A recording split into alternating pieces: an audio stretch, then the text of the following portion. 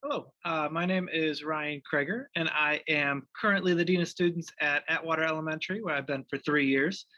Um, First and foremost, an introduction about myself. So my educational path actually started at Parkway. I was a Parkway Beaver, proud graduate in '97, and I went kindergarten through, at that time, was fourth grade. Went through the Glendale River Hill school system, went to Glen Hills, went to Nicolet, graduated from Nicolet, and ultimately went to Lawrence University for school, where I played basketball as well. I Lawrence doesn't have a educational major, but they do have a license program. So I took all of the courses leading up to the license program. After my senior year, decided I wanted to try to play professional basketball overseas. Um, Got hurt, that didn't happen. So I went back. Then I was a substitute teacher actually at Nicolet and a basketball coach at Nicolet for a year before realizing that I really wanted to get my license to teach. And I applied for a program through Teach for America called the Milwaukee Teaching Fellows, where I ultimately got my special ed teaching license and my master's in urban education, and then taught 2 years in the Milwaukee public school system at Grand Tosa and at Hopkins Lloyd. Grand Tosa was in what they called then an autism classroom with 15 students that were identified with autism. And then when I was at Hopkins Lloyd, I was a resource teacher, so I was in and out of classrooms, but that was where I first got my foot in the door of co-teaching, was at Hopkins Lloyd, and we actually had 52 students in a fourth grade classroom, and we had to co-teach because we couldn't physically get from one side of the room to the other. So I co-taught with an amazing fourth grade teacher. And then after my experience at Hopkins Lloyd, they couldn't guarantee my placement at Hopkins Lloyd, so I applied for a special ed job at Atwater or at Lake Bluff Elementary, which is in Shorewood. And I was a special ed teacher for 5 years there, where all of our work was inclusive co-teaching models.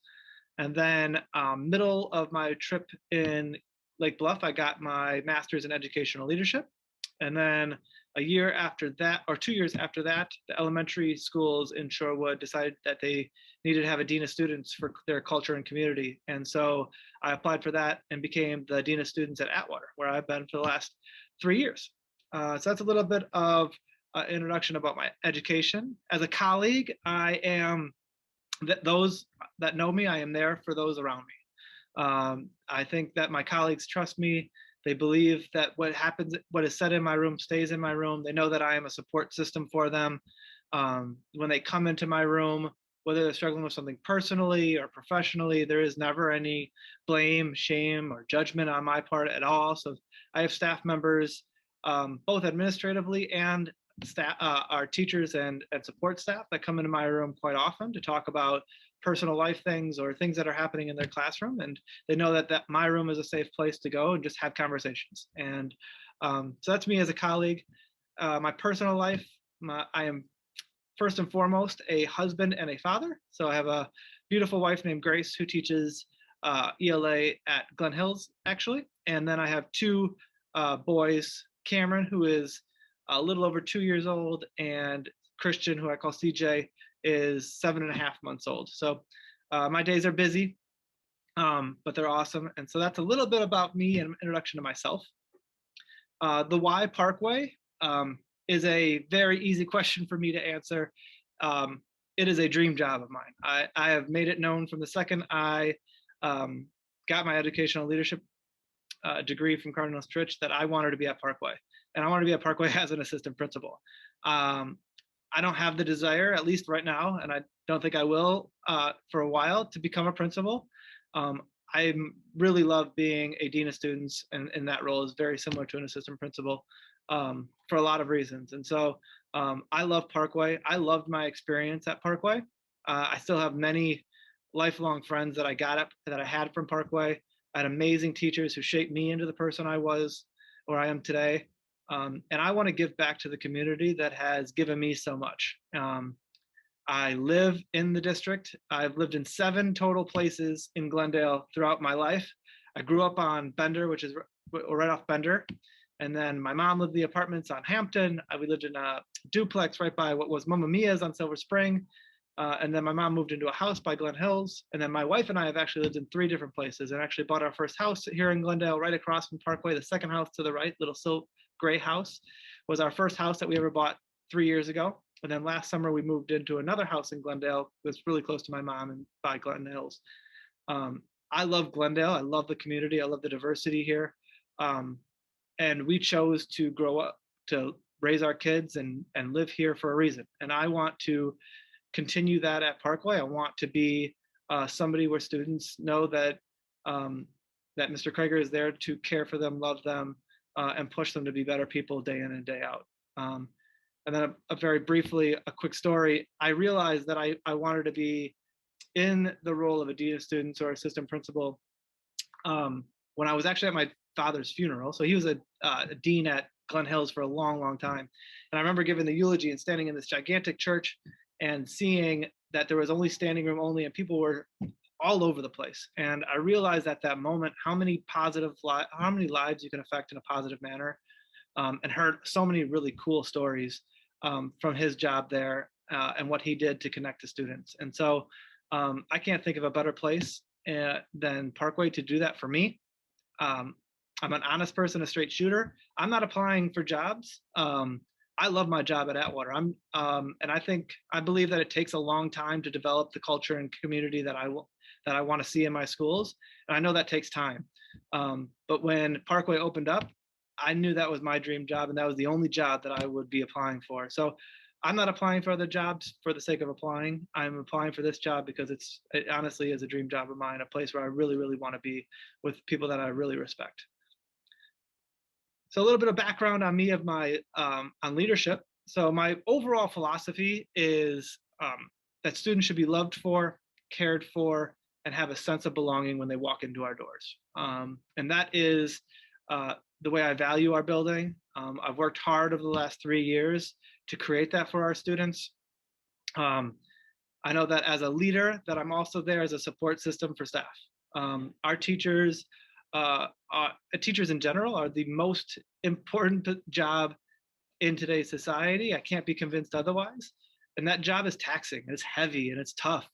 And you need people in your corner, and you need people that are going to be there for you, that are going to give you a break, whether it's just to run to the bathroom for 2 seconds, or whether that's you're having a tough day personally, you just need a breathing moment, take a walk outside. I'm there. I'm a support system for my staff. They know that they can reach out to me with anything that might be bothering them. Another part of my leadership is I am very reflective in the way we handle situations here at Atwater. It's not uncommon for a teacher to come to me with a question or a problem that they're having, and for me just to ask, like, do you mind if I just think about this, sleep on it tonight, and get back to you tomorrow? And I think part of that is that I listen. And I don't just listen to let people vent. I listen to understand. I don't listen to respond. So I'm not trying to think of different ways to respond as someone is telling me their story or telling me what's going on. I really, truly listen to understand. Also, I'm visible. I am not in my office very much. I don't like being here. It means I'm checking emails or calling parents. And I'd much rather be out with the students. And so students know they'll see me in drop off and pick up. I'm outside, no matter the weather, whether I got a winter hat on, a big coat, or I'm out there sweating with my shirt and tie or whatever it might be on that day. I'm outside ready to greet students as they come and wish them a great evening as they leave. I'm in the cafeteria. I make lunches sometimes. I pass out lunches sometimes. I'm walking through the cafeteria. I'm at recess. Today I played kickball and I played foursquare. So I'm seen outside. I'm seen in hallways during transitions. I'm seen during field trips. I am visible and I'm around students as much as I can be, because that's what fills my cup every day. So that's part of it. I'm a part of 3 leadership teams right now, an instructional leadership team, a district leadership team, and what we call our crew committee, which is our community and culture committee that I actually run. And then DLT and ILT, I'm an active member of those. We at Atwater, unfortunately, have had 3 principals in 3 years, and next year would actually be the 4th principal in 4 years.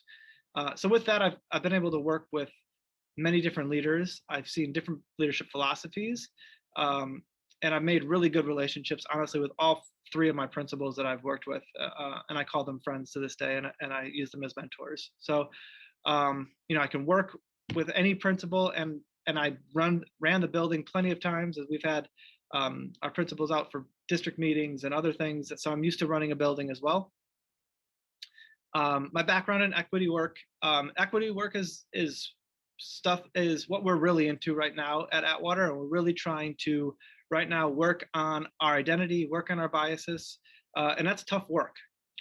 It's tough work for me as a white male to own the biases that I've had through my educational experience and how I can maneuver through society and realizing that other people can't move through society and move through the education the way I did simply because of the way they look. So it's identifying your identity and your biases. We're working on that right now. When I think about uh, equity work, I'm thinking about students with 504s or with IEPs. Um, I'm focused around being as inclusive as possible for those students. Thinking about our ML students, students that might have English as a second language, come from various cultures, various different languages, and just celebrating those differences. And last but not least, I think about our Black and Brown students. I think about the inequities and the systems and the structures that are put in place to make education more difficult. And unfortunately, a lot of our parents of students that are coming through our elementary school have gone through those inequities themselves on their educational path. And so there's somewhat of a trauma that goes along with that. And so it's identifying those structures, identifying what's happening in our building, and trying to be better. And that doesn't happen overnight. It's not a snap of the finger thing. It's first identifying those parts of your building, and then second is slow steps to be better. Sometimes that means more resources, sometimes that means more planning time, but understanding that that's the important work that we do on a daily basis.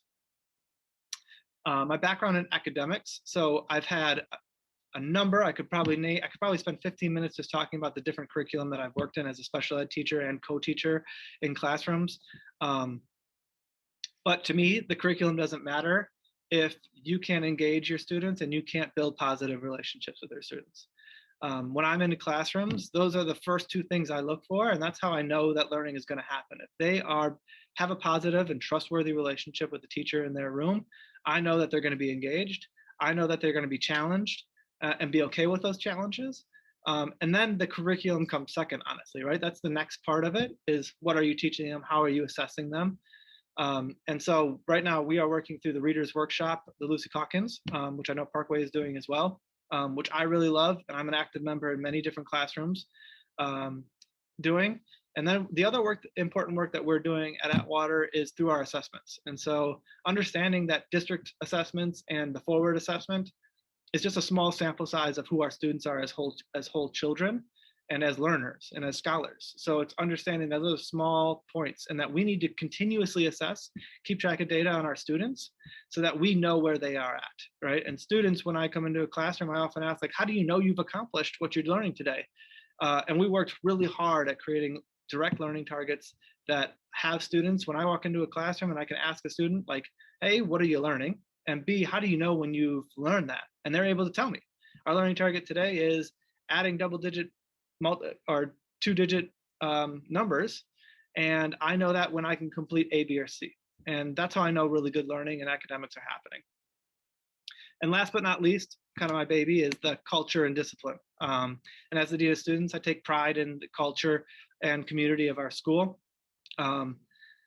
I set the tone as the Dean of Students day in and day out. I'm outside, I greet students, I get millions of hugs and fist bumps and creative handshakes that we do with my students because I want to build that personal relationship with them. And I set that tone in the beginning of the day. I'm outside early, playing with kids outside at the playground or talking to parents or whatever it might be, so that they know that I'm an active member of their learning and their day. And so I demonstrate that through the greeting. I teach social emotional learning right now, which is a part of our curriculum. We teach a second step curriculum, but we're also talking, our big focus is around emotion identity and then coping strategies with those emotions.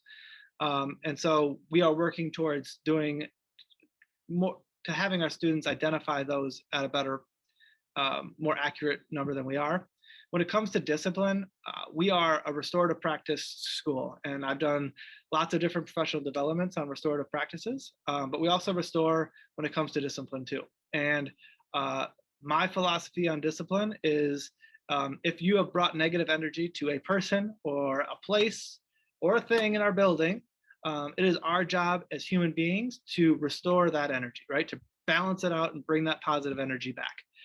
And of course, discipline always, it depends on the situation. But if two students are arguing outside and one student steps on the kid's toes because they call them um, a wuss or whatever it might have been, right? Then we have to restore that. We have to have a conversation where we're going to be able to explain why I feel a certain way, and then how do we restore that energy. Sometimes it's an apology and we can move on, but other times it's building that relationship again, playing a game or whatever it might be to restore the harm that was done. We know that from lots of research that punitive consequences have little effect on the students in our building, and don't create the empathy that we want to see in students, or create the appropriate actions around conflict, right? Like, how do you deal with conflict with another student? And so restorative conversations, restorative circles, restorative practices all do that really, really well. And that's why that's why we do discipline the way we do right now.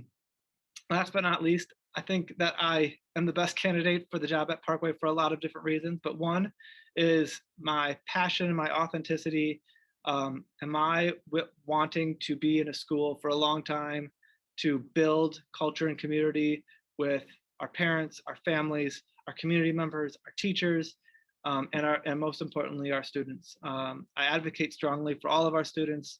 I'm in their corner 100%. I love them, I care for them, and I do everything in my power to make them feel like they belong here.